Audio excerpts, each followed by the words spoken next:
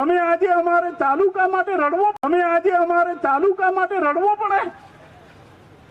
તમે બેઠા છો ત્યાં, મેં ફોન કર્યો છે, અમિતભાઈને ફોન કર્યો છે, પીએમ ને ત્યાં પણ ફોન કર્યો છે, અમિતભાઈને ત્યાં મેં મેસેજ મારો રેકોર્ડ કરાયો।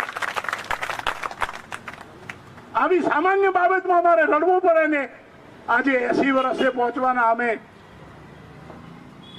20 વર્ષના હતા ત્યારથી જનસંઘનું કામ કરતા આવ્યા છીએ અને આજે અમારે રડવું પડે। કટોકટીમાં હું જેલમાં હતો, આ વિચારધારા માટે અમે પણ કંઈ કર્યું છે અને છતાં જો તમને ન કોઈને સમજાતું હોય તો અમને મારી નાખો, અંગ્રેજોએ કરેલો જલિયાવાલા બાગ કરી નાખો, પણ મહેરબાની કરીને આવું માફ કરો।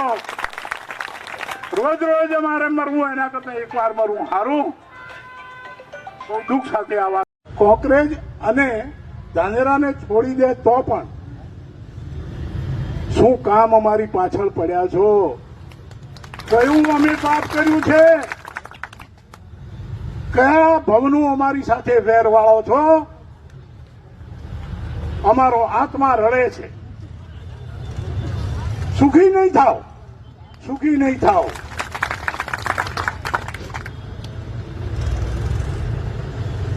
અમારો જે ગરીબોની હાય છે ને,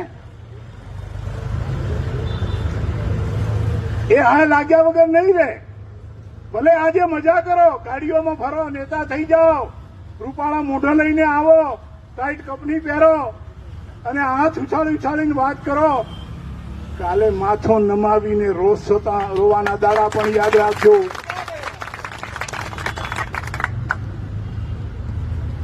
કરણી એવી કરીએ